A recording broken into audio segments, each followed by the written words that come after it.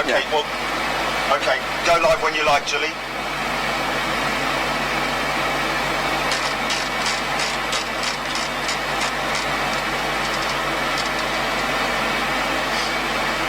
Okay, just check audio.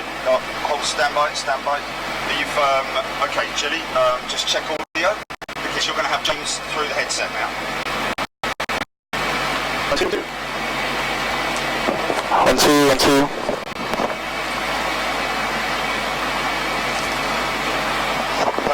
Perfect, on your headset. Okay, good morning, ladies and gentlemen. We're just going to wait for the audience to gather. As I may have explained to you on earlier shows, we are going to be featuring a live stream flight simulator test on the Brooklands Concorde here in Surrey in the UK. You are more than welcome to join us on this test flight and audio check flight. I'm here with James. Hello, James. Hi, good morning. James is the flight simulator engineer for today, who's basically been through how many? What was the size of the procedure, the checklist? 2 pages.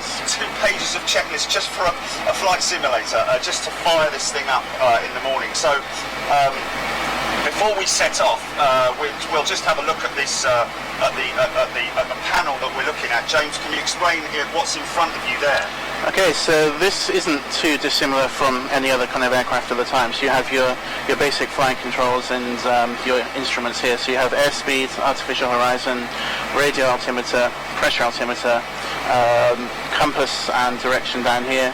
And then you have here TCAS, which was retrofitted to Concorde to allow it to continue flying into the States when that was mandated. And that's kind of one of the only upgrades to the flight deck of Concorde over the years it was flying. Digital equipment on board the aircraft, really, is it? Or, well, in terms of digital display on the flight deck, yes. Yeah. Fantastic. And I understand we've been sitting there for a little while. We've burnt a little bit of fuel, have we? A few tons, yeah. Probably cost us a fair bit in fuel there. But, so taxiing from over there, that's Terminal 4, is it? That's where she would have come from. Yeah. So back then, obviously, they're at Terminal 5 now, but British Airways base and the hub of their operations was from Terminal 4, and the Concorde stand was just down in the cul-de-sac over there next to that KLM aircraft now. And yeah, typically taxiing from there to the runway, around 2 tons of fuel would be burned. For the more observant of you guys, yes, there are 2 Qantas 747s sitting over there. So we are on runway 27 left. This is the southern runway at London Heathrow. We are. What's the plan for this audio test, and what's the plan for the simulator? Okay, test? so the standard test flight we do is from Heathrow. We take off from 27 left. A left-hand turn out to the south to position us downwind on the easterly heading back towards the city of London. We'll then turn in, possibly a little bit of sightseeing over the centre of London, and then we'll come back in and land on 27 left again. Okay, I believe you might have something special for us when we come back as well. Potentially, yeah. We'll see how we get on, see how the fuel goes, and make sure everything's working fine. Good man. Okay, well, we are ready, folks. I hope you're going to enjoy this, because this is a special treat for all of our viewers. Welcome on board Concorde. Here we go. Okay, so the before takeoff checklist. So as I said, we're going to take off. We'll climb up to 17.5 degrees nose up. Climb once we're above 500 feet. We'll make a gentle left-hand turn out to the south. Then we'll continue that turn around onto an easterly heading. Our V1 speed is just above 160. Rotate is 195, and then we're looking at V2 about 220 knots. Landing lights are not required. The transponder is set. Wheel light is out. Takeoff monitor is armed. The reheat, so that's going to give us that 25% extra thrust for takeoff. Then our arms, you see the 4 white lights there to confirm they're primed, ready to kick in when we open the throttles.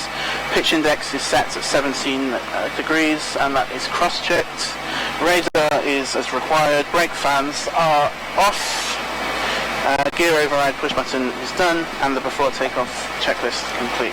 So, are we ready? We are ready, sir. Okay, so brakes released. 3, 2, 1, go. Okay, so you see the engine instruments are starting to react to power it's building. Using the rudder pedals to keep on the center line. So we have airspeed building both sides.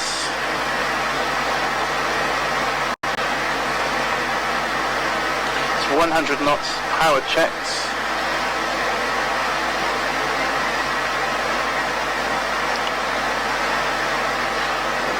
So there's V1, the point of no return. We're committed to take off V1.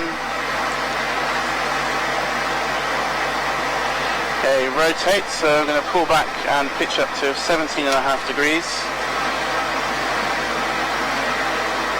Okay, positive climb, the gear is coming up. The noise abatement, so we'll cut out the reheats and just bring the power back. It's 500 feet, so start that gentle left-hand turn.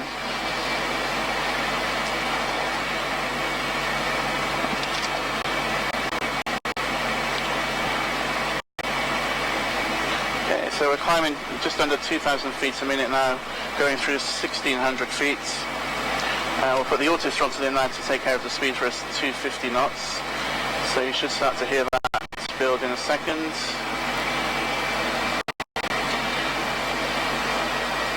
And we'll climb up to 2,000 feet to begin with. Okay, so that's south. We'll keep the turn going now.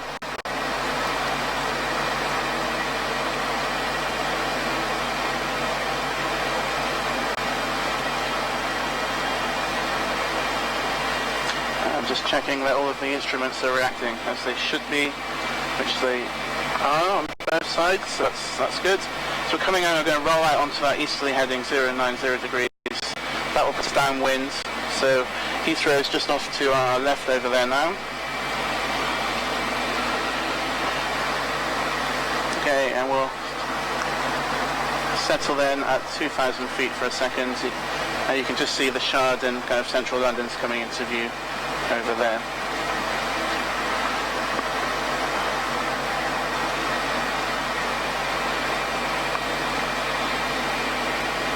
Okay, so 2,000 feet, we are level off there. The auto throttle will maintain our speed for us, and what we'll do now is we'll do the nose and visor. So we'll bring the nose up to 0 degrees first of all. It's at 5 degrees of takeoff, so the nose comes up.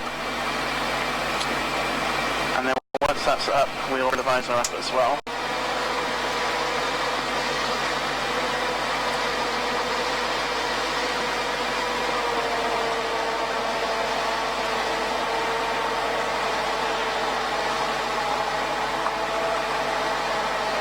Okay, and with that then we'll take the auto throttle out and we'll just accelerate just to our VMO, our maximum operating speed for this altitude, and then bring the power out again. So we're accelerating now to 300 knots. And because of the speed coming up, you can see it's now climbing, so we're climbing at nearly 4,000 feet per minute. Bring the power back just before we get the overspeed warning. Okay. And then we'll come back down to 250 knots. So auto throttle will take care of that for us. With London on the nose there, so you can see just over there's Hyde Park, the Shard, the London Eye, Canary Wharf over there. So, okay, so speeds come back, so we'll bring the nose back and visor back down to 5 degrees.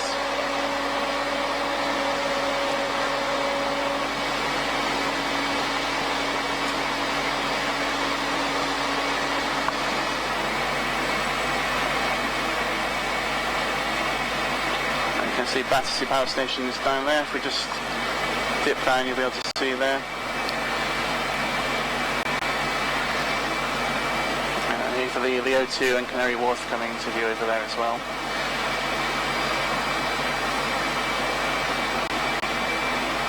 And nose back to 5 degrees.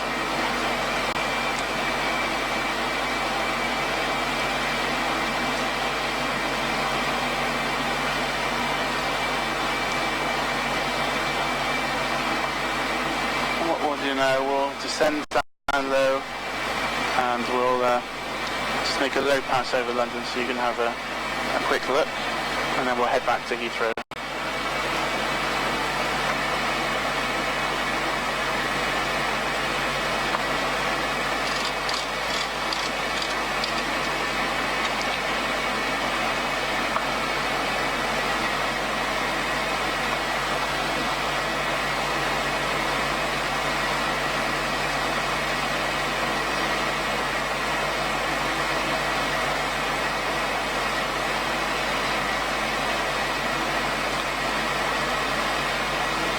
the London Eye, Big Ben just down there. There's the Mall and the Buckingham Palace just ahead as well.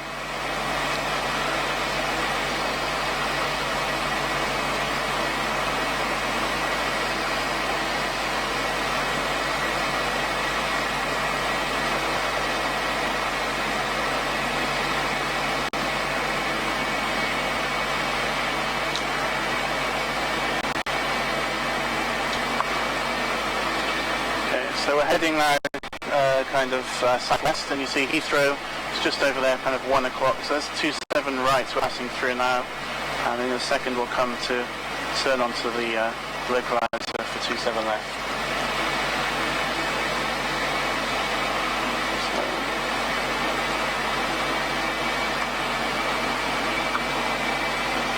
Okay, so I'm going to start the turn in now. I've got the local answer bar there, indicating that we're in the right place.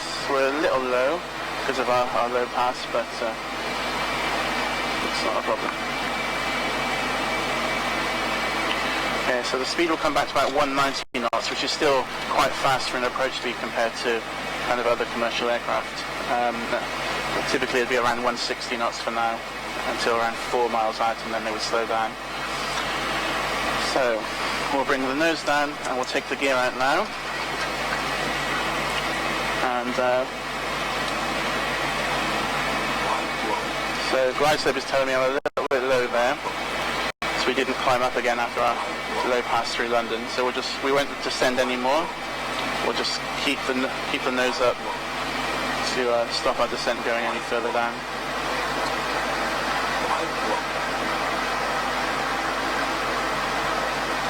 There we go.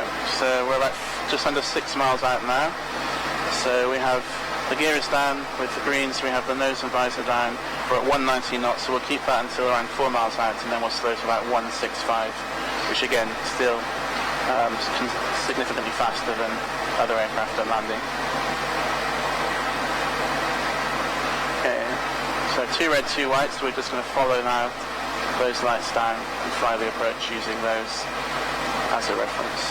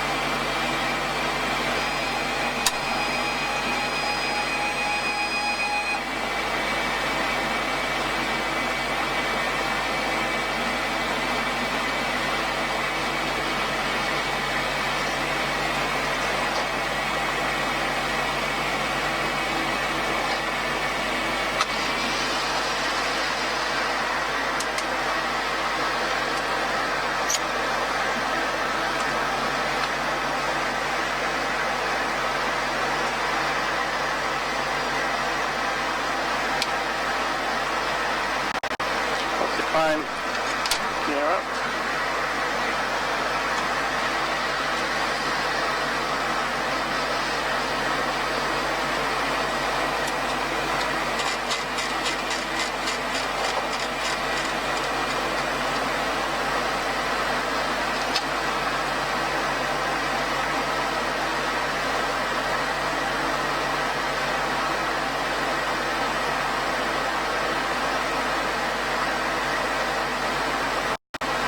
It's a right-hand turn out to the north, and then we'll just come round and do a tight circuit to land again. So, probably passing over kind of Slough and Colnbrook now, I'd imagine.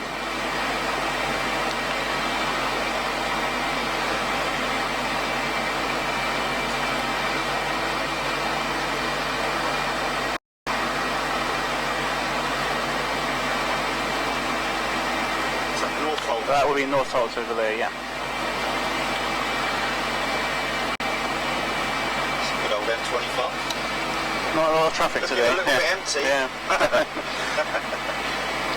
Okay, so we're back on that easterly heading. You see London again ahead of us. There's Heathrow just out over there. So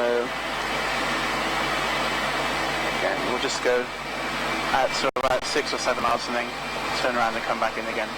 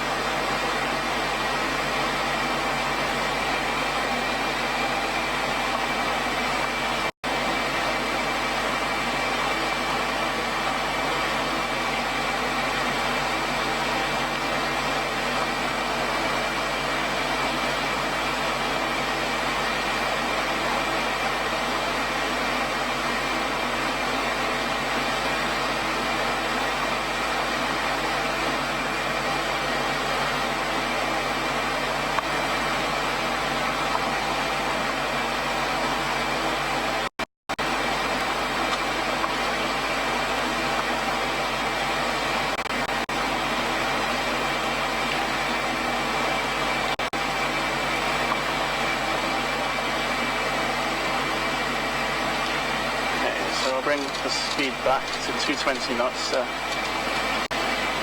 Intermediate approach should be there before we select 190 for the approach. Okay, so the glide slope is alive. We're at just under 7 miles, so we'll turn in now.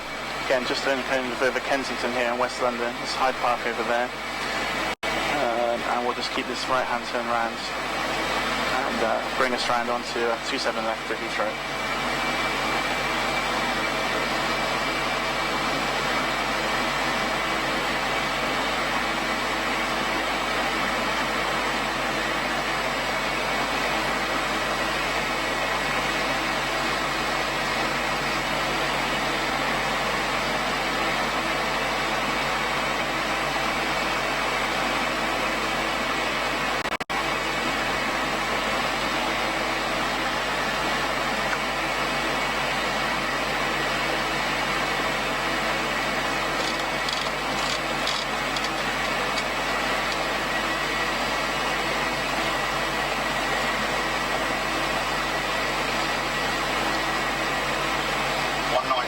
Approach speed, is it? Correct, yeah. So and then we slow down to about 165 a few miles out. So, okay, so there we are. So we head on that heading. That's put the southwest, and then we'll turn gently on to find off the 27 left.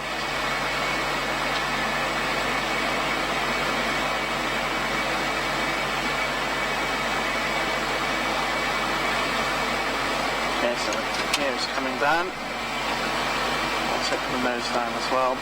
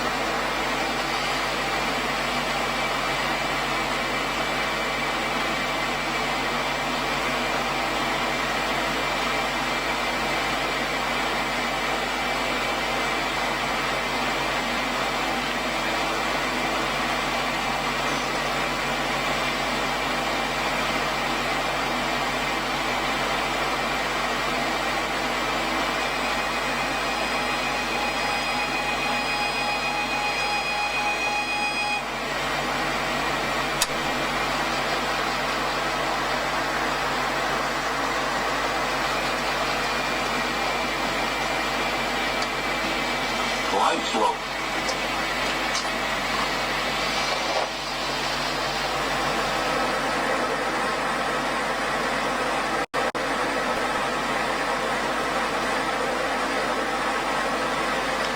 Knots to cancel the reverse, and then just on the toe brakes to come to a stop. Wow, fantastic. And there we are.